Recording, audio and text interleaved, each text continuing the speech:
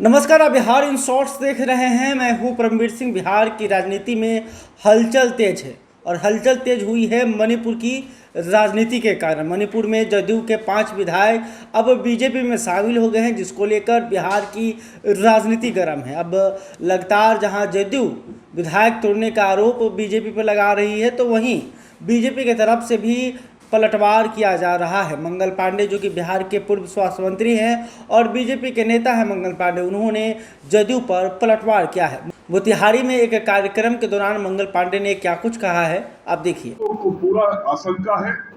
कि आगे आने वाले समय में बिहार का विकास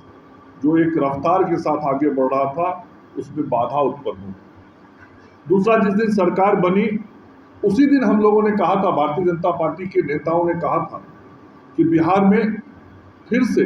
अपराधियों का राज लौटे, बिहार की सरकार में अपराधियों का राज लौटे और बिहार के सरकार के अंदर अपराधियों का को संरक्षण मिलेगा। और जिस दिन शपथ ग्रहण समारोह हुआ मंत्रिमंडल का 16 तारीख को, उसी दिन हम लोगों ने कहा कि जिस व्यक्ति को सरकार का विधि मंत्री बनाया गया है,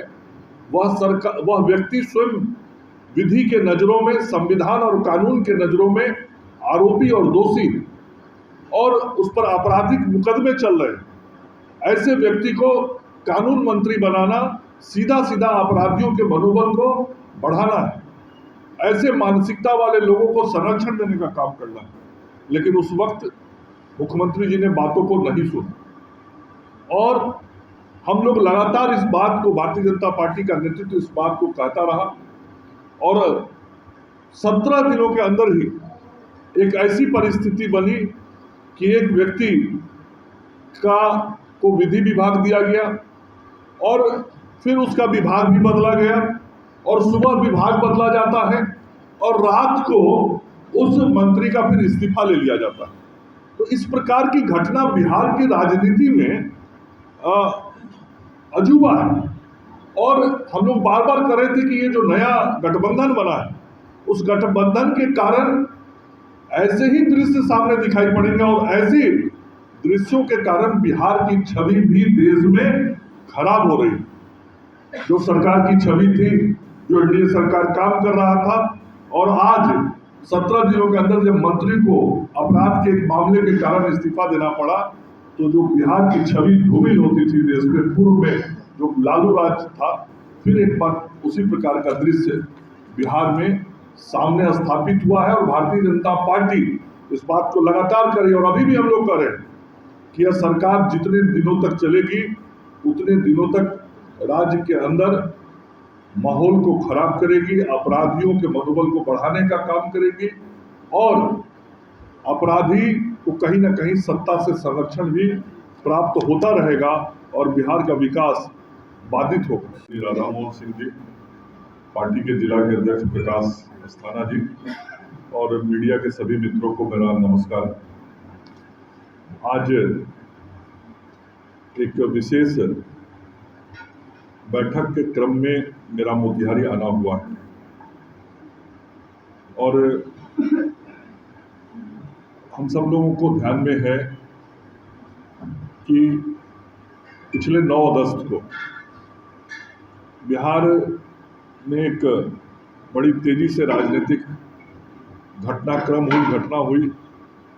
और उस घटनाक्रम का परिणाम ये आया कि बिहार की जनता ने 2020 में जो अपना मैंडेट दिया था, जो जनमत दिया था, उस जनमत को उलट दिया गया और बिहार की जनता ने जनमत दिया था एनडीए की सरकार के लिए। बिहार की जनता ने जनमत दिया था नरेंद्र मोदी के नेतृत्व में चल रही देश की सरकार के साथ बिहार भी विकास के रास्ते पे साथ चले, इसके लिए दोनों सरकार के पहिए एक साथ चले ताकि विकास और बेहतर तरीके से हो सके, राशि का सदुपयोग बेहतर तरीके से हो सके और एनडीए का जो संकल्प रहता है विकास का, उस विकास के कार्य को बेहतर तरीके से अमली जामा पहुंचाया जा सके। इसके लिए बिहार की जनता ने 2005, 2010 के बाद 2020 में भी फिर से एनडीए को मत दिया। 2022 को जनता के उस जनमत को राजनीतिक महत्वाकांक्षा के कारण पलट दिया गया और जिस लालू राज के खिलाफ बिहार की जनता ने, जिस जंगल राज के खिलाफ बिहार की जनता ने 2005, 10 और इस 20 में भी मतदान किया था, उस लालू राज को, उस जंगल राज को एक बार फिर से सत्ता में लाने का काम किया गया और यहाँ सत्ता में उनकी पुनर्वापसी करवाई गई। निश्चित रूप से इस लालू राज और जंगल राज की पुनर्वापसी के बाद बिहार का माहौल बदला है। बिहार के लोगों के मन में एक बार फिर से भय का वातावरण बना है, डर का वातावरण बना है। मैं पिछले कई दिनों से बगहा, बेतिया, मोतिहारी, चंपारण और सारण के जिले में घूम रहा हूं। अब लोगों को फिर वो पुराने दिन ध्यान में आने लगे हैं कि शाम को जल्दी घर वापस आ जाना है, गांव में रात को बाहर नहीं निकलना है। तो इस प्रकार के डर और भय के माहौल में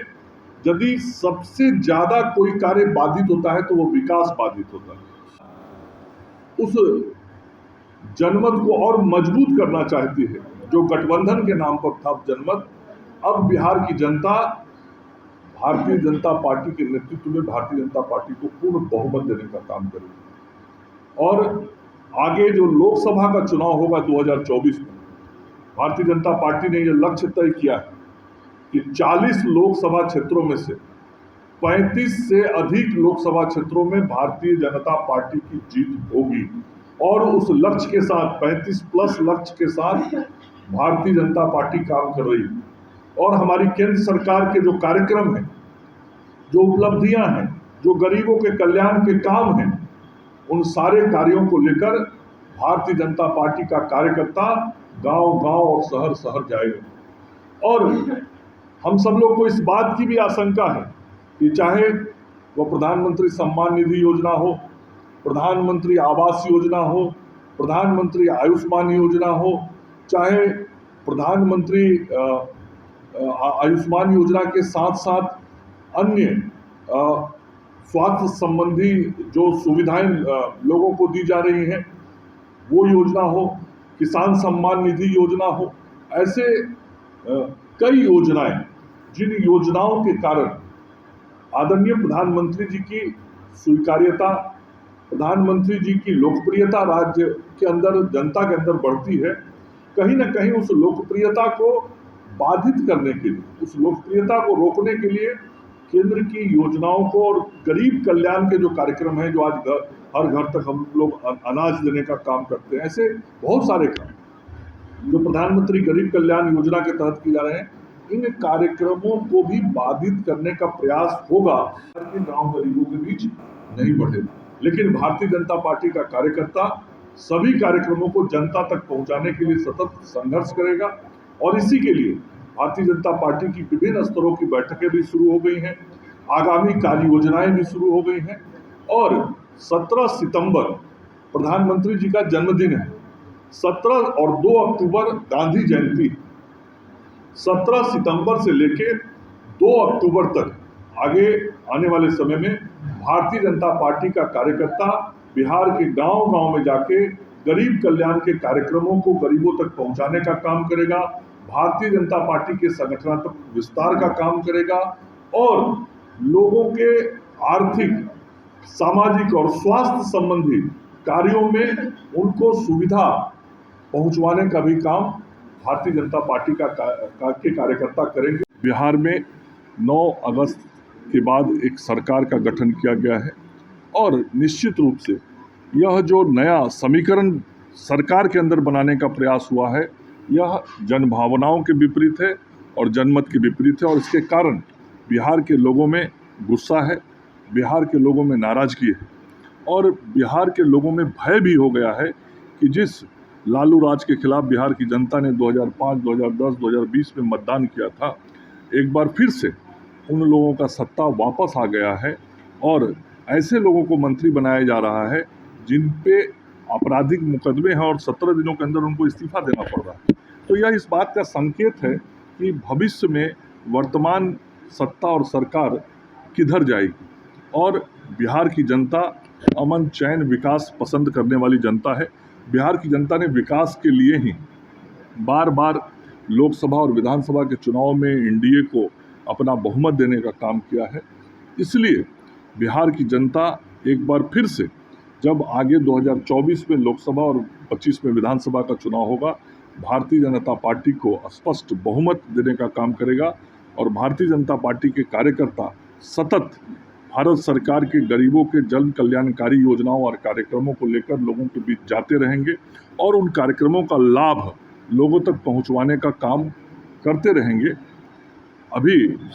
तो आपने देखा कि मंगल पांडे ने कहा कि नीतीश कुमार ने बहुत गलत किया है, उन्होंने जनाधार का अपमान किया है। इसके साथ ही मंगल पांडे ने यह भी कहा कि 2024 के लोकसभा चुनाव में एक बार फिर